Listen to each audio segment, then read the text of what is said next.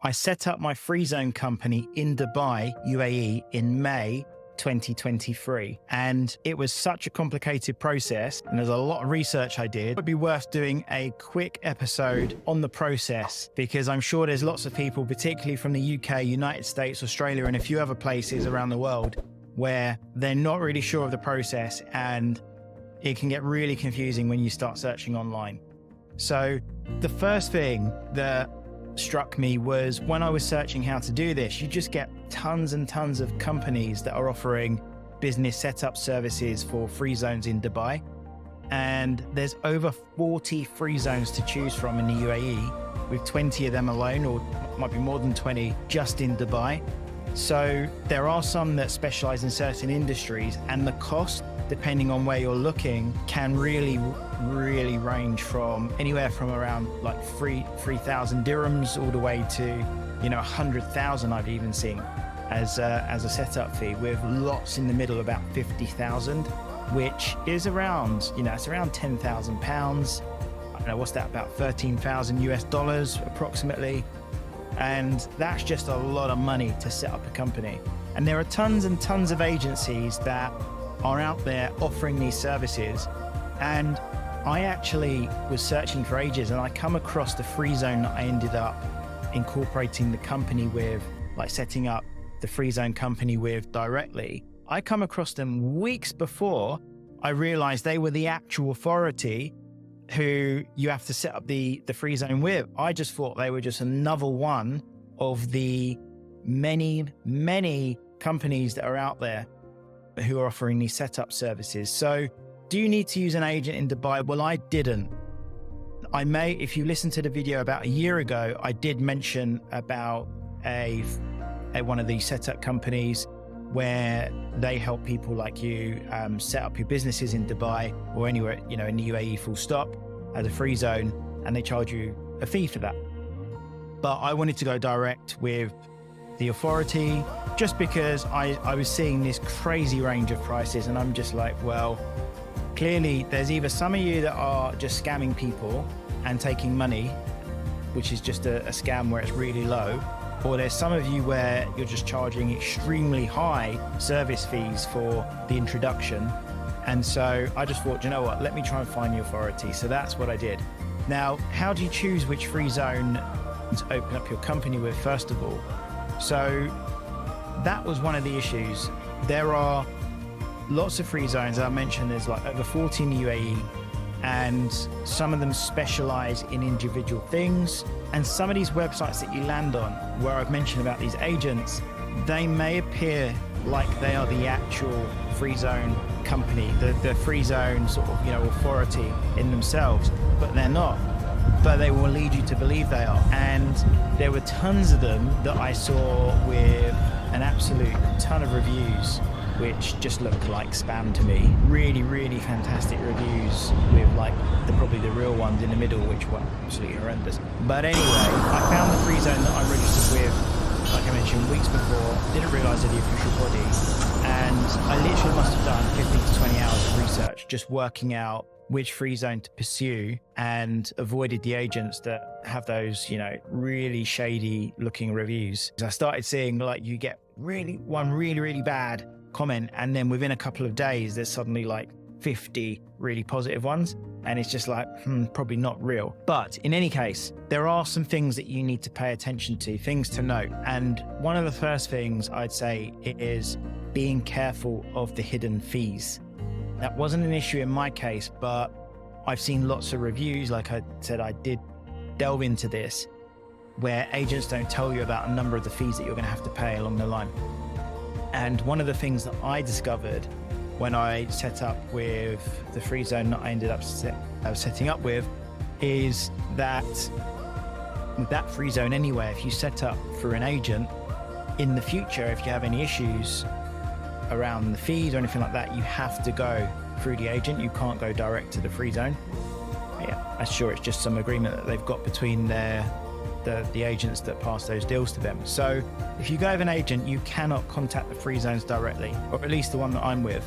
And That's if you have any issues or concerns, you need to go through your agent, and they may charge you their own fees, which they may have not disclosed at the outset, but they sort of have got a hold over you in that sense, certainly with the free zone that I'm with. Now, there are lots of business categories, and that was one of the most confusing things. They seem to be really, really strict and specific about what you can and cannot do. You cannot sell within the UAE outside of your free zone. And there's also potentially issues over this new 9% corporation tax if you do sell inside of your free zone or anywhere in the UAE potentially.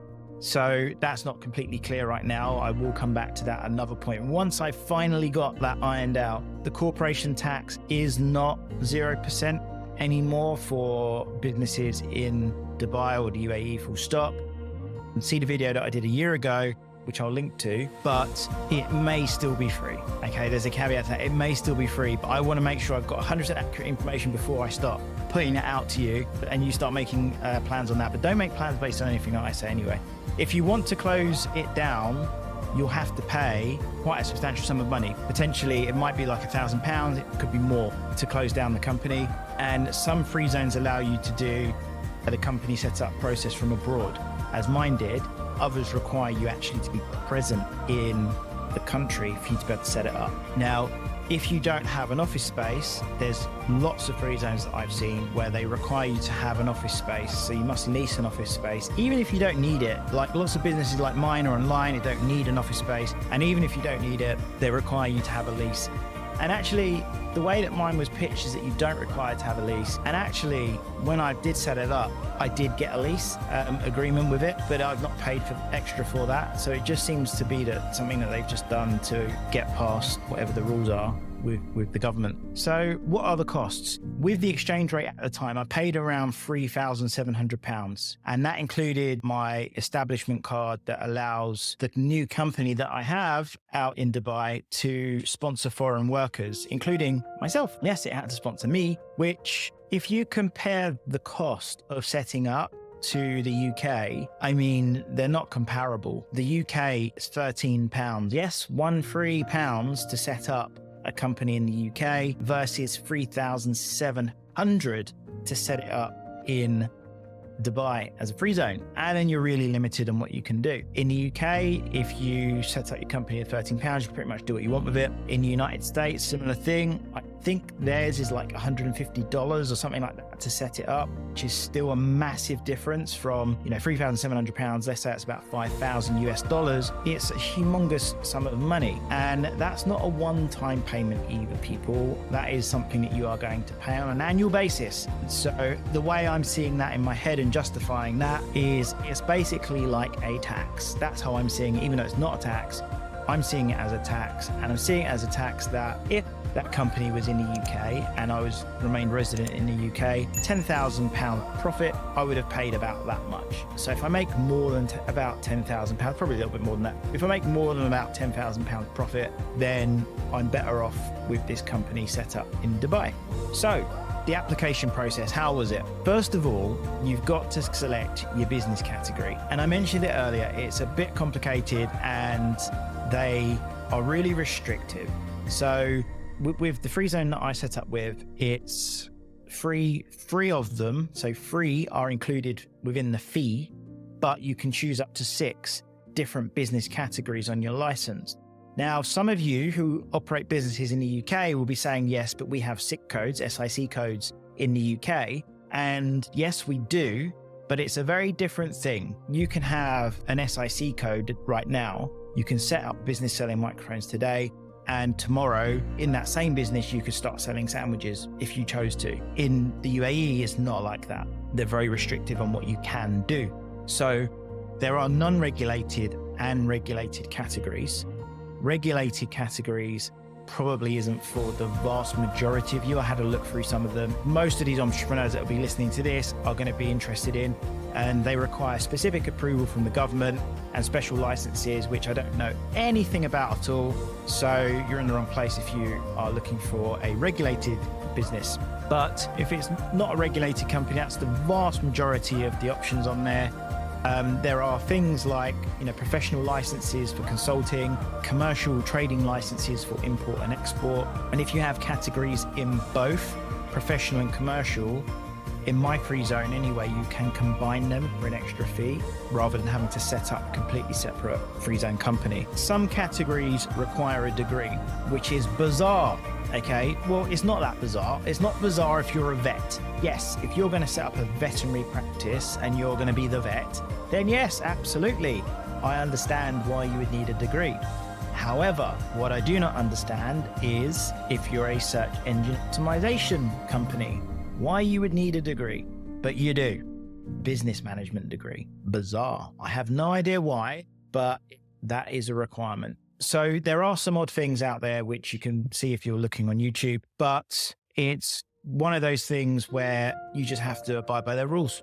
That's their rules. You want to, benefit from the potentially a nicer lifestyle, depending on where you live, and, much lower taxes, then you got to abide by the rules, and quite rightly too. So the application form. So my free zone, I thought the application form was really straightforward. And this is one of the reasons why once I realized who they were, I don't know why I said that so loud, like I was singing. Yeah, once I realized who they were and was able to get in contact with them directly, and it was like using live chat, by the way, I'll speak about that later, but it wasn't that difficult but in the rest of the process. So I'll be honest, guys, and I'm sorry if you are an agent or one of these brokers or whatever, but from my experience, honestly, I couldn't have justified having one now. It just doesn't make any sense. But anyway, the online form was pretty straightforward. You can choose it with or without a residency visa.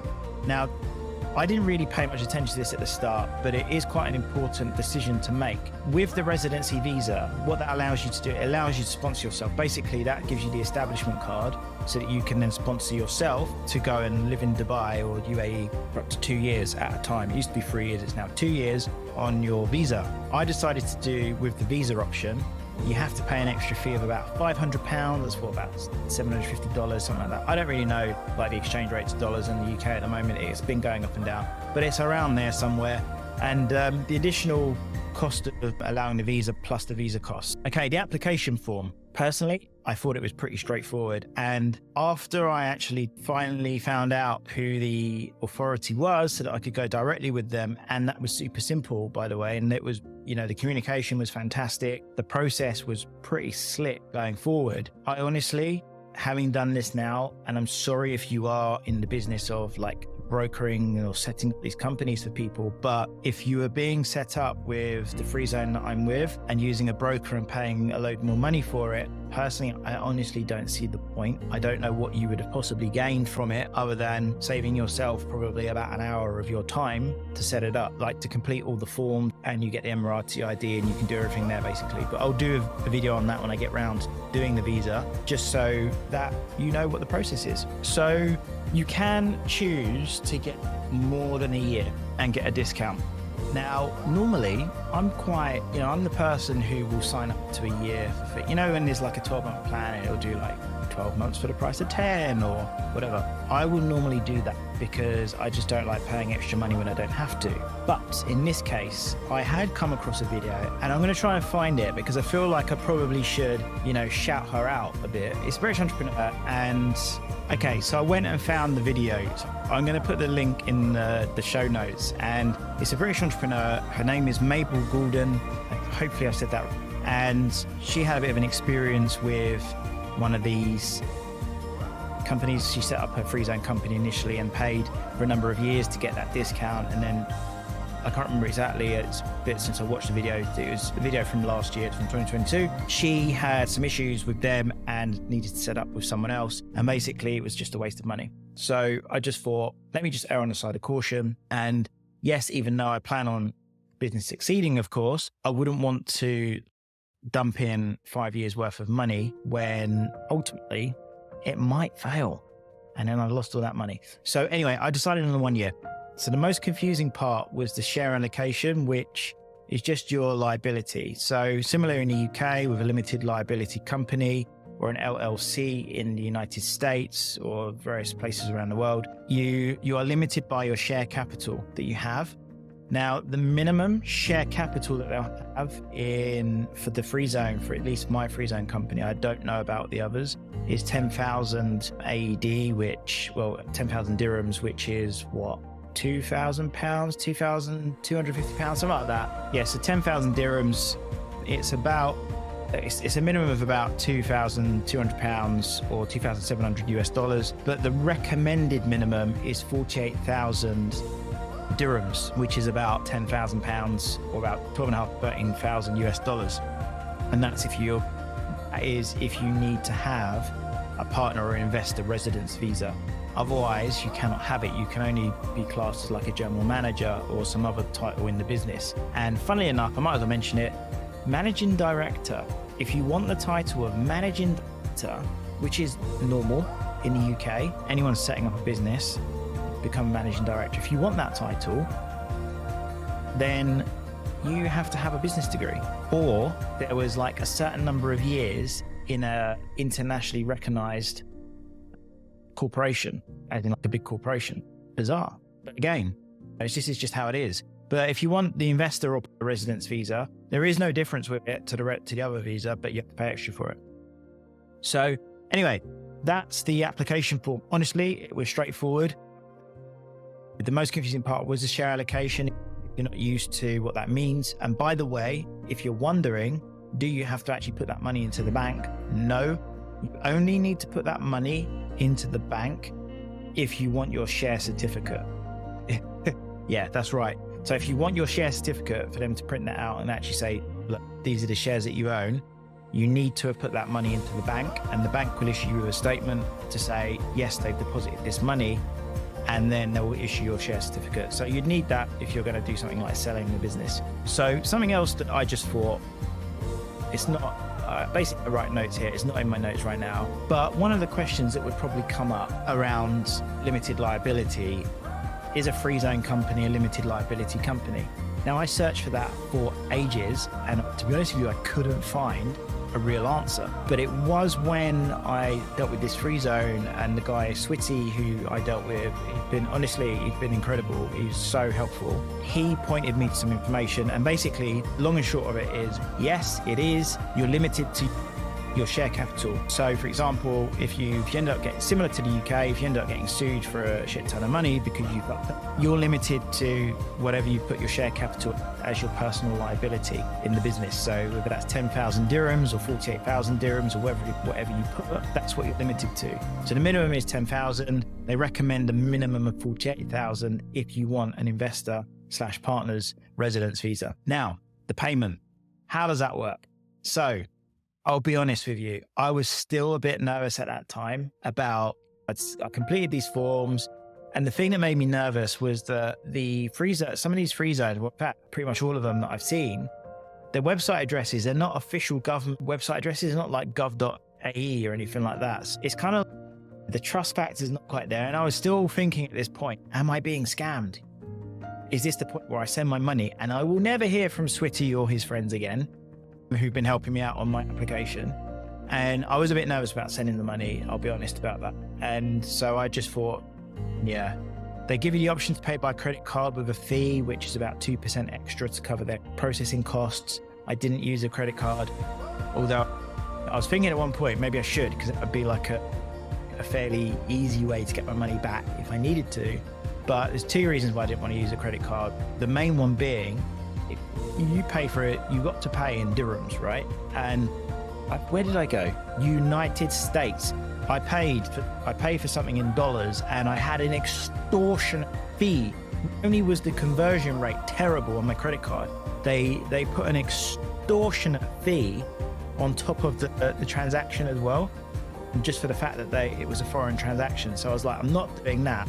Plus then also paying the 2% for them. So I thought, I'm not going to do that. So I use Wise, and this is not an advert for Wise, by the way. Wise do not sponsor me and my 126 followers or whatever I've got. Wise I've used for a long time. I've used it for paying my virtual assistants abroad, which is what this company is for. This company I've set up in the United Arab Emirates in Dubai is a virtual assistant company, and that's what I've set up there. Now, I use Wise to transfer the money because one, you get the best conversion rates out there. I've used it for a long time to pay my staff. I know it goes really quickly. So I paid my staff like in the Philippines and it goes super quick. They get it usually within half an hour. If not, it's there the next day. So I knew it was going to get there. I paid on Friday, the 5th of May in the afternoon UK time. They don't work weekends at the free zone. They just like, nope, no work. It's fine. So I paid on the Friday afternoon UK time, which was already the evening their time. So they probably didn't pick that up till Monday. I emailed the proof of payment, which is all they wanted. They didn't want to verify the payment had actually arrived before they move on to the next part of the process. And they started work on it on Monday, the 7th of May. It only took a few days, thankfully. It didn't take very long. So if you're thinking, how long did it take to get set up? Was it weeks? Was it months? No, it wasn't. My free zone company was set up and all the documents sent to me on Thursday, the 11th of May in the morning. And the establishment card was sent to me a few days later. Like I mentioned earlier, the establishment card, again, it's something I didn't know what it was. So I had to research it and find out. And ask Swithy, he must hate me. I've asked him so many questions, but it's there so that you can sponsor people to come into the UAE through the business. So what documents do you get? Now, if you're on YouTube, I'm going to show these. Some bits might be blurred out if I don't want you to know certain bits of information about me, but they're going to be showed. So if you're listening on the podcast, hop over to YouTube, the link's in show notes anyway, so you can do that. But what documents do you get? So I've got them all saved in case I ever get asked to produce it. So I put it into my phone, I put it onto my laptop and in my cloud, just in case. I don't know why, I've got this freakish feeling that something bad's going to happen and they're going to be like, where's your documents? Or you're going to go to prison forever. But you get a certificate of formation, which is incorporation from the government. You get a trade license, which shows the business categories that I mentioned earlier that you are allowed to trade in. You get a memorandum of association, which is same as the UK. It shows the share capital and if you are, how the company will operate. It's just this bog standard version. You get a unit lease agreement, as I mentioned earlier. It's free zone. You don't need to actually take a lease.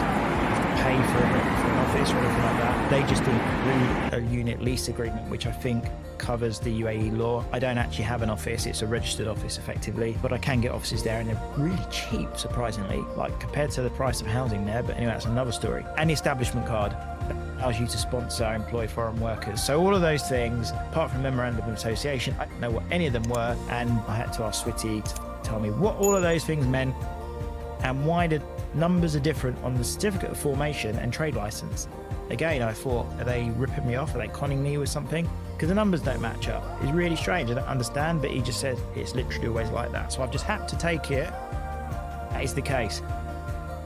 The share certificate, I've already touched on. You cannot get a share certificate until you've opened up the bank account and deposited at least the share capital of, in my case, 48,000 AED. I think I put down 50,000. And then the bank has got to provide proof to the free zone, basically, that you have deposited that money, and then they'll issue a certificate to you. So how to open up a bank account in Dubai? Oh my God. So I haven't quite done it yet. There's a few things.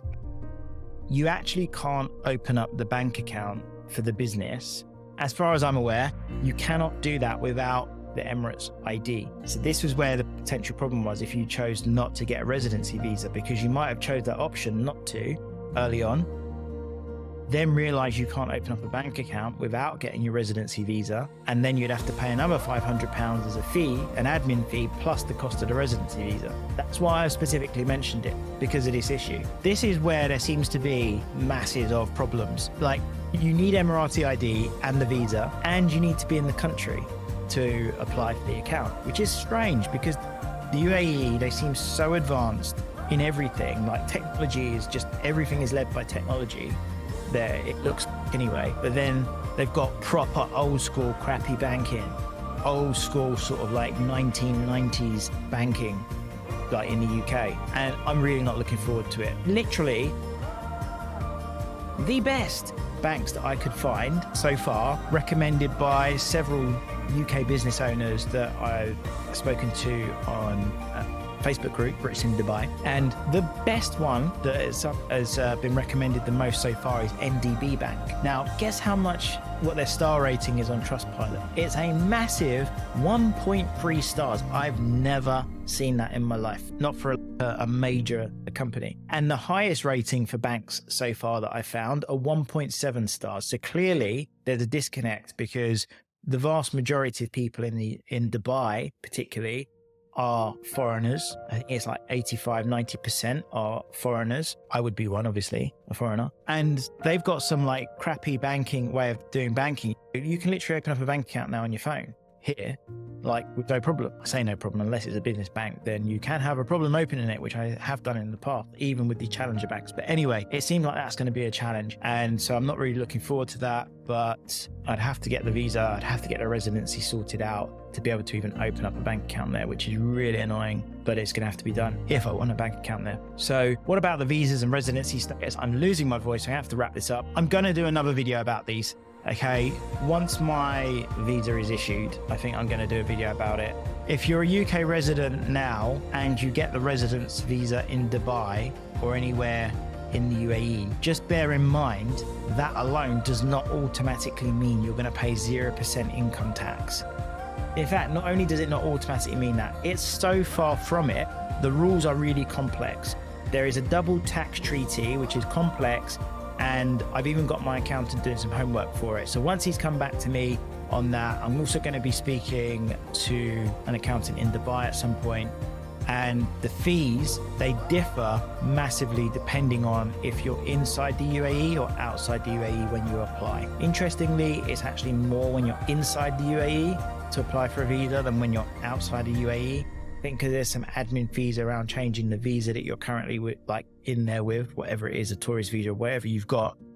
Yeah, I will do another video on that, just because I think that on its own is going to be a really long topic, a really long process, and I haven't been through it yet, so I don't know. Now, to wrap this up, look, personally, I'm really glad. I'm really glad that I took the time to do the research and find the direct free zone authority to go directly with, rather than using a broker. If only for the fact I can go directly to the free zone if I have issues with them or the payments or anything like that.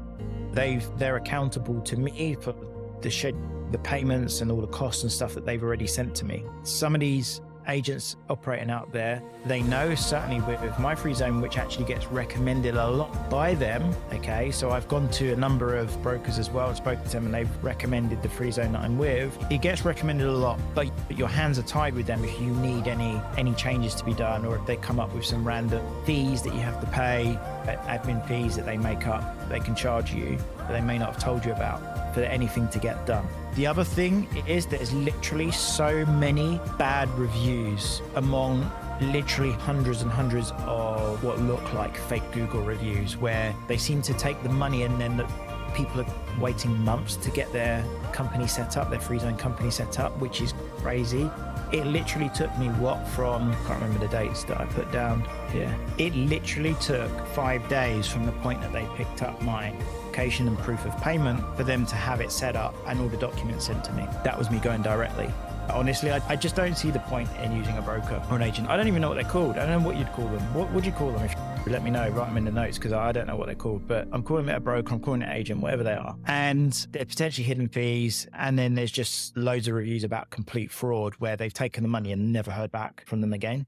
And they've not been able to reclaim their money.